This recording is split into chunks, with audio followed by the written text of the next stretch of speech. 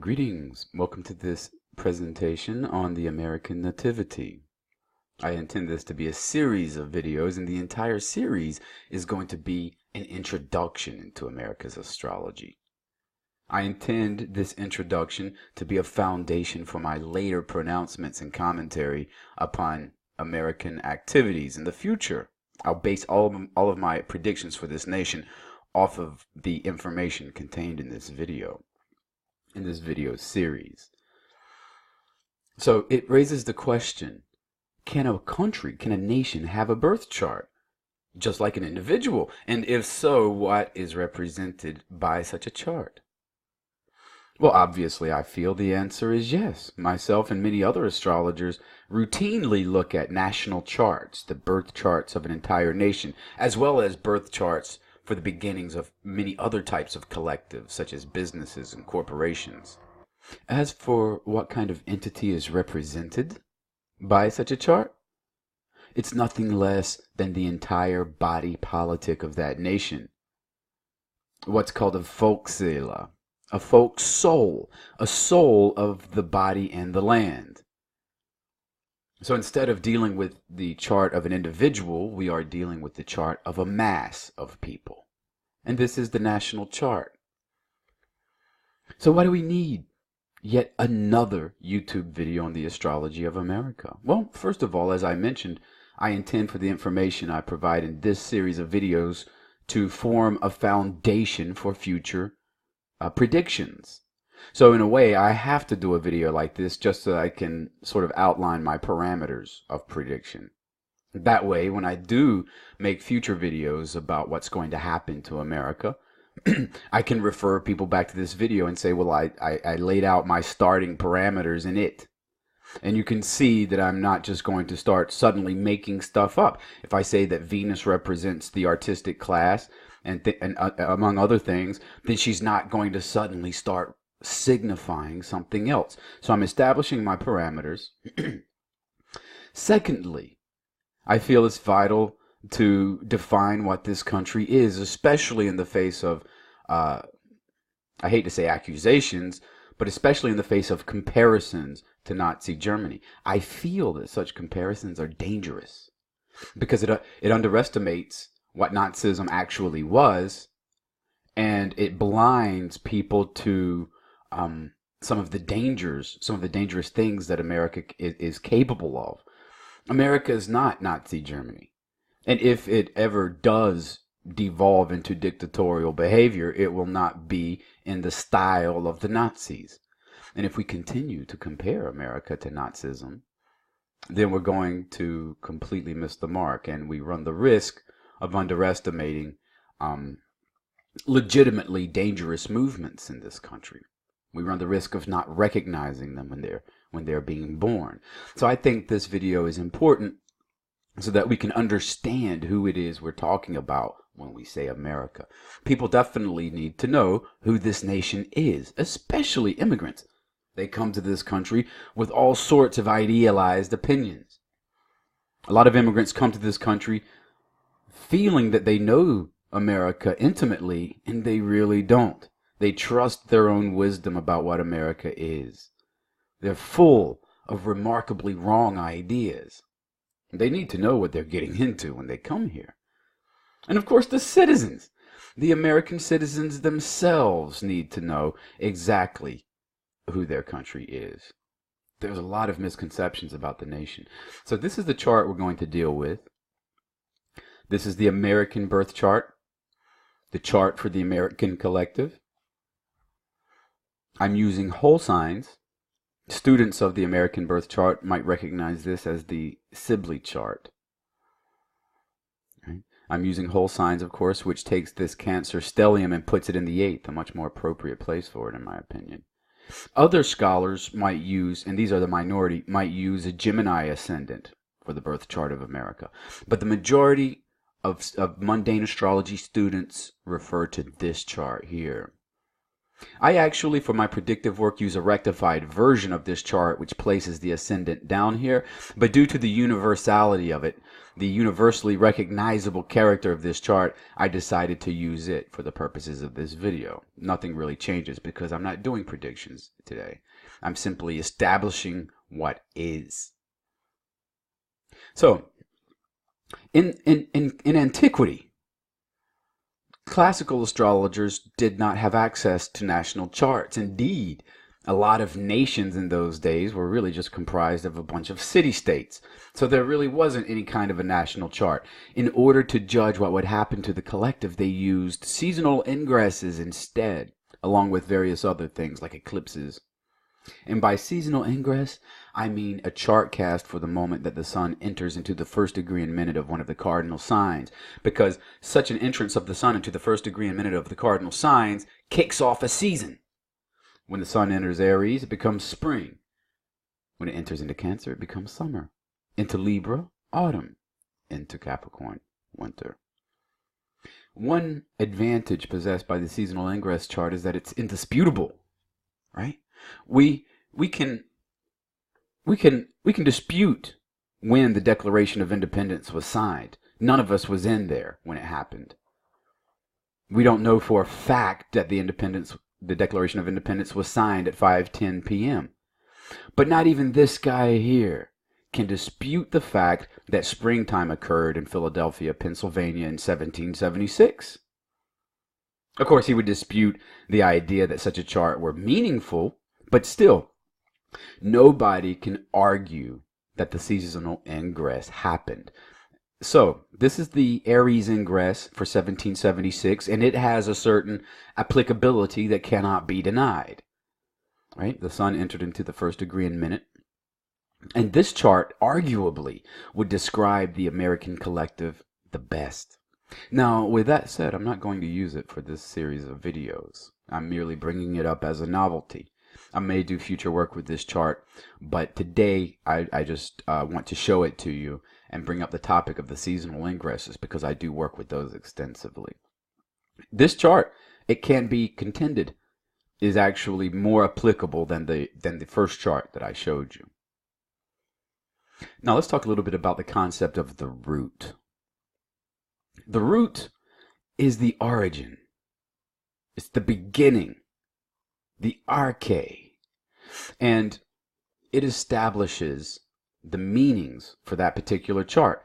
In my transit methodology, the way I work with transits is that they carry their natal meanings with them forever. So in your birth chart, all the planets are there, and as time progresses, those planets disperse from their natal places. They ascend and descend in dignities through the signs, now being in a sign, transiting through a sign that they rule, now a sign that they have an exaltation, now a sign where they are debilitated, where they might have a detriment or a fall, until finally they return to their original positions. So one concept, or one thing that the root empowers us to do, the root chart, it empowers us to cast future charts that vary and modify that natal promise. So we have our root chart, but then we're going to have solar return charts and lunar return charts. We're going to have solar arc charts and progress charts and on and on and on. All of these refer back to the root. So this concept of the root is what allows us to base predictions off of a chart in the first place. And part of the entire reason for doing this series of videos is to establish the root of the American nativity. Also, a lot of times people come to me and they say, hey, Stephen, I need you to choose an auspicious moment for beginning something. My baby's going to be delivered by C-section. I have an opportunity to choose his chart, or, I'm starting a business, or I'm getting married. Pick a lucky day. I'm going to do that using the root of the person's birth chart. That birth chart tells me whether or not the thing that the person wants to accomplish is even possible or not.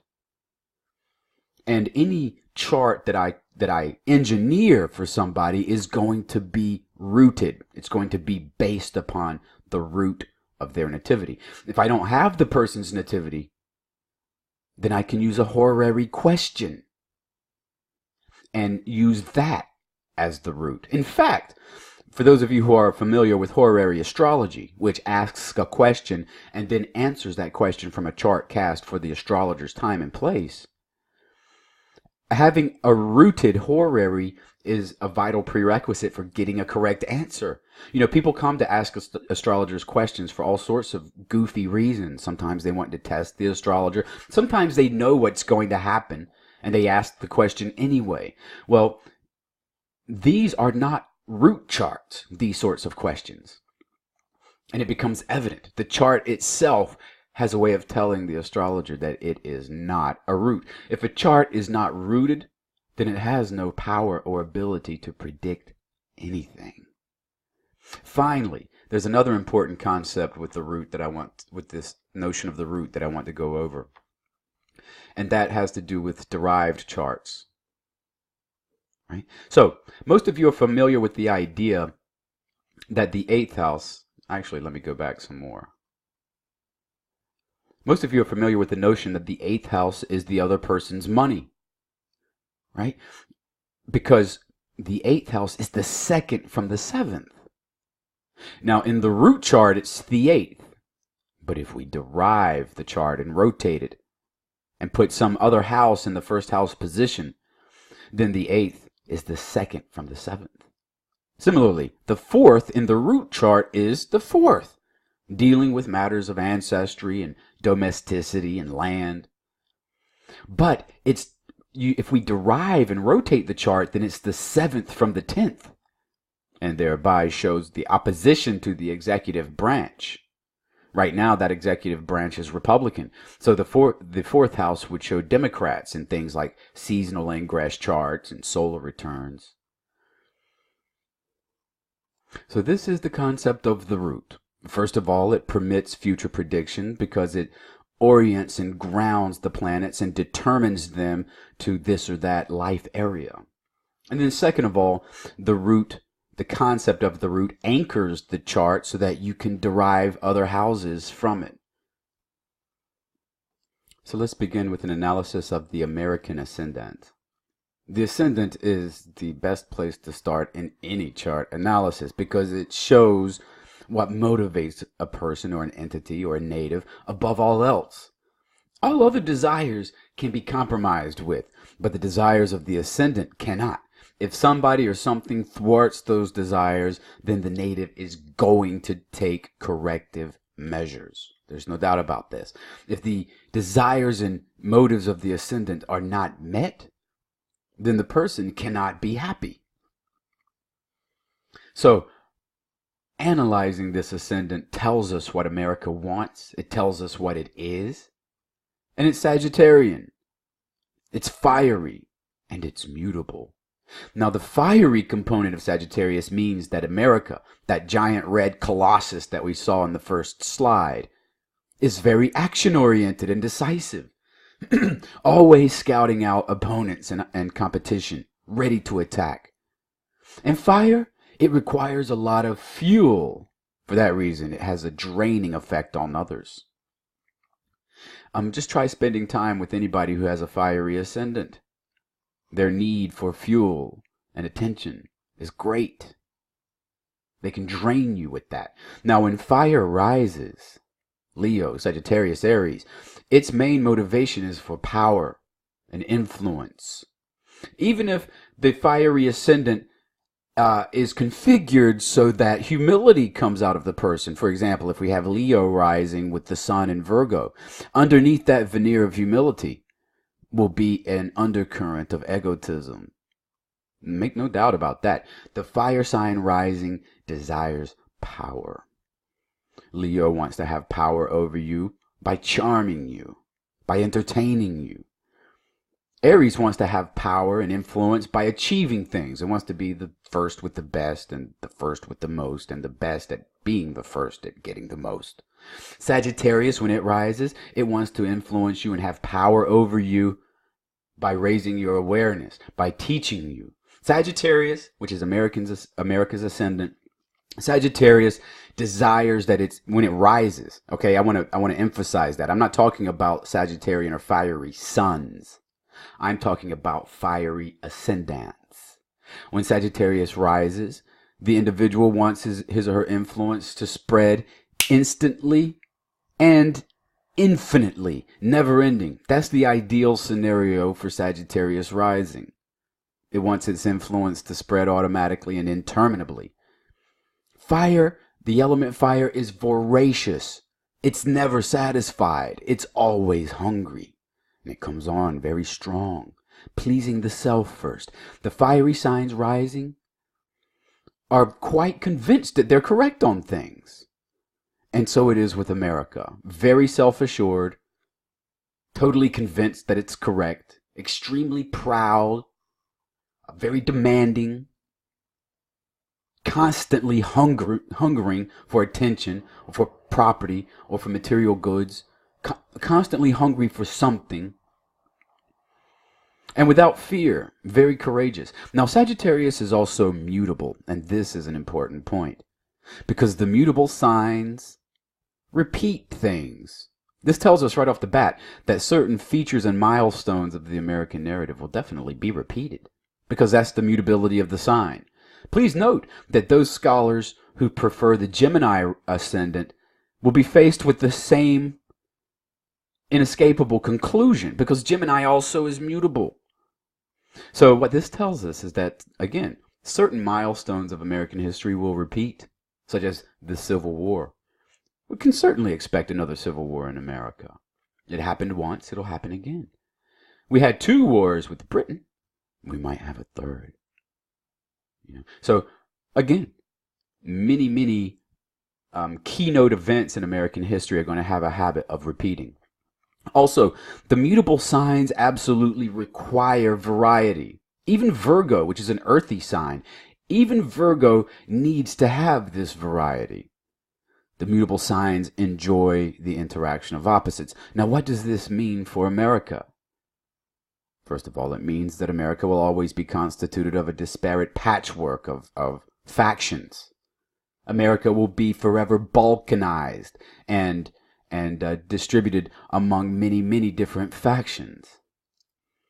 And it needs this. For the longest time in the history of this nation, everything west of the Mississippi River was an international frontier. There were British out there, and Frenchmen out there, and Russians, and Mexicans, and Native Americans. It was an international situation. Right? And in the modern era, now that America dominates the landmass from the Atlantic Ocean to the Pacific, it still needs this interaction of opposites. So what this tells us is that there will never be a time in American history when liberals or conservatives or any faction is going to dominate the goings-on and the affairs of this nation for a long time. There might be a majority or a conservative or a liberal regime for a decade or two, but it will never, ever be permanent.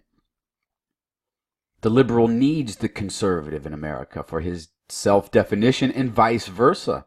The Democrat and the Republicans absolutely require each other in order to define themselves. Now, this concept of defining the identity, I think, is one of the most vital things to understand about America, a concept we can get from its ascendant.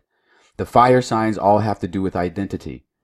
And Sagittarius is mutable again. So what we have here is a situation where everything America does, controversial or not, everything America does as a collective is designed as a way to adapt to what it learns about itself, about its identity. America is grappling and groping with that identity. I wrote an article, actually a series of 4 articles prior to the last presidential election. In fact, I was in Bayern when I wrote that, in Bavaria, where, and I called that series of articles American Identity Crisis. Right. Those of you familiar with my work will realize that I use a certain cycle where a point, such as the ascendant, but we can use any point, maybe the midheaven or the sun, but I standardly use the ascendant. We advance that point sign by sign, year by year. And then 12 years later, the cycle closes and begins again. Now, during this 12-year cycle, America has elections in the first house year, the Sagittarius year, The last one was 2016. And also, we have them in 5th house years and 9th house years. Now, I uncovered in my researches for that article, I uncovered an interesting pattern. The 1st house year elections, which happen every 12 years, with 2 other election years interspersed between them. This 1st house year is a year in which America attempts to define its identity, and it almost always defines its identity among Republican or conservative lines, with the rest of the years in the cycle devoted or allowing the Democrats to modify that identity.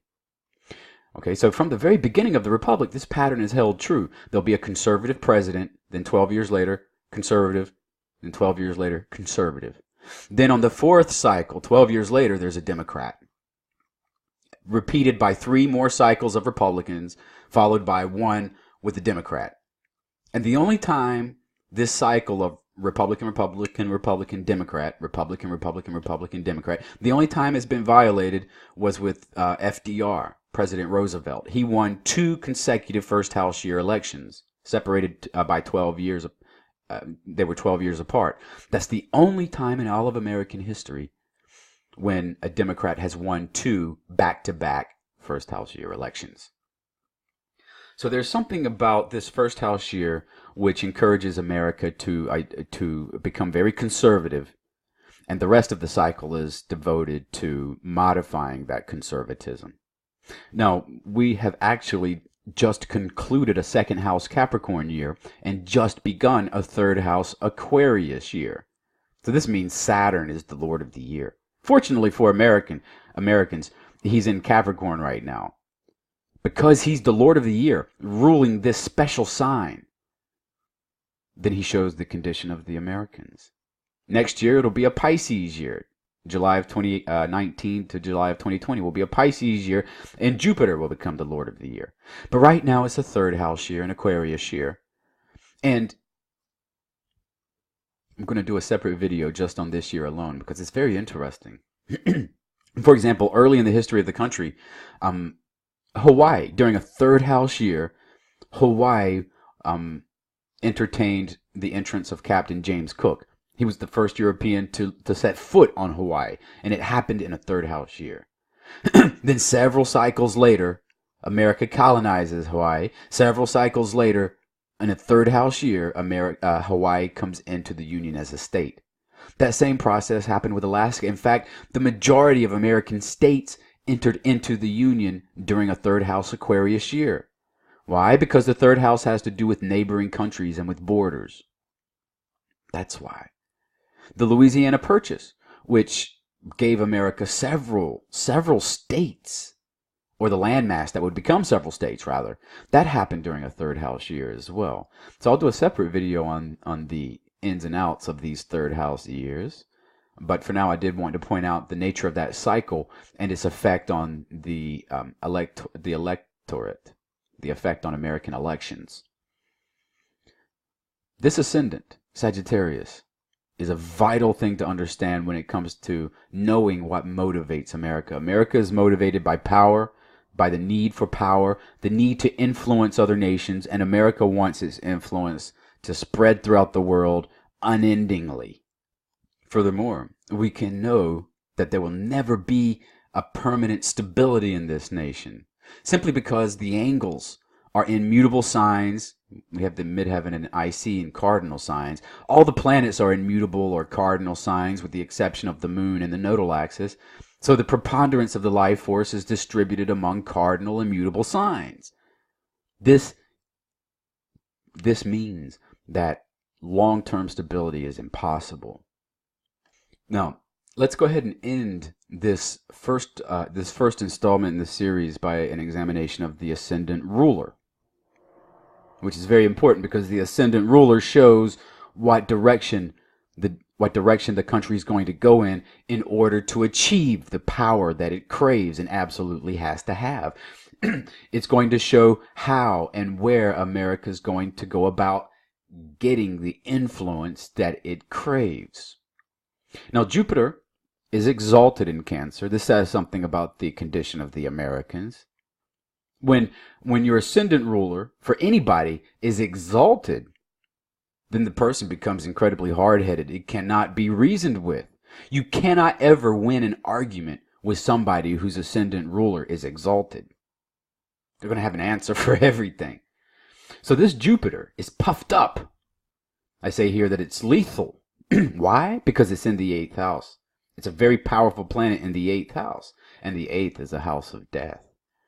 But the 8th is also a financial house. And Jupiter in the 8th house indicates the ability to simply purchase land. For example, like in the Louisiana Purchase. Jupiter indicates a craving for establishing financial partnerships with other nations. That's one way that America is going to always attempt to spread its influence, by striking financial partnerships, economic partnerships with other nations.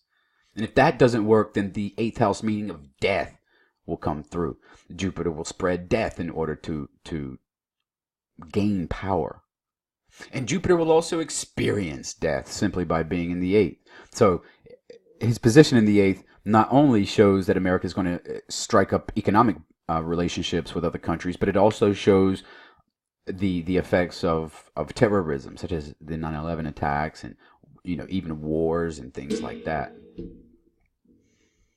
Now Jupiter dominates everything in Cancer. As you'll see later in a separate video, the Sun is the president. Mercury represents universally things like wars. Well, he represents wars accidentally because he rules the 7th. But he represents the media and things like that. Venus is the artistic classes. And Jupiter dominates all of that. And nothing in Cancer, especially Jupiter, can aspect the ascendant. This is a vital concept to understand because it says so much about how America conducts itself. The ascendant ruler is not aspecting the rising sign. What this means is that America is going to go about getting its power in a haphazard way. It's going to be beset by automatic behaviors, robot-like behaviors, as it attempts to get power and influence in the world. The ancient textbooks refer to a planet that cannot aspect its own sign as being like a man who leaves his estate unlocked so that anybody can go in and take what he likes. There's a measure of oversight there. There's a measure of acting without having all the required information first. So this is a difficult pattern for any chart. Birth chart, horary chart, mundane chart, any kind of a chart. When the ascendant ruler is in aversion to the ascendant and cannot aspect it, we can be very confident that there are going to be significant blockages for that person or entity getting the happiness that the ascendant requires. They're going to go about life and they're going to attempt to get the motivations of the ascendant in a way that is sort of reflexive and habit-based and lacking awareness. Finally, Jupiter represents American imperialism and the concept of manifest destiny. Those who are fond of studying history may be familiar with that term, manifest destiny. It encapsulates this idea that early Americans had, that God mandated and commanded them to occupy the entire North American landmass from the Atlantic to the Pacific. This concept of manifest destiny means that America absolutely had to expand and cover the entire landmass. Now, before wrapping up, I would like to talk about the triplicity rulers of the ascendant, because these are going to show the trajectory of the entire nation's life from start to finish. Now, we can't know, or we don't know, how long America is going to live. I haven't even attempted to work that out. But we can understand that whatever that lifespan is, it can be divided up into 3 equal parts. And each of those equal thirds is going to be ruled by one of the triplicity lords over the fiery ascendant. In a daytime chart like America's, the sequence of triplicity lords for the fire signs are going to be Sun, Jupiter, and Saturn. So for the first third of America's life, however long that may be, it's going to be thumbnailed or described by the sun in Cancer. Sun in Cancer is going to show the condition of America for the first third of its life, the condition of America and Americans. Now, the sun is peregrine in Cancer, has no dignity in that sign. Cancer has no similitude or congruity with the sun at all. Cancer is cold and wet. Sun is hot and dry. So when the sun enters into Cancer, he's like a wanderer.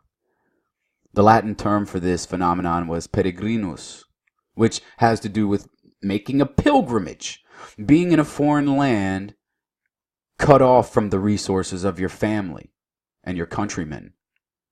Now, this isn't necessarily bad. It simply means that the planet that is wandering through the sign depends upon its ruler, depends upon its host to provide it with its resources. And as you'll see in future videos in this series, the sun is not aspecting his ruler, the moon. So this says something about the American president, but using this technique, it says something about the American people for the first third of their life. Now, what we can tell is that in the second third, there's going to be an automatic improvement because Jupiter is not peregrine in Cancer.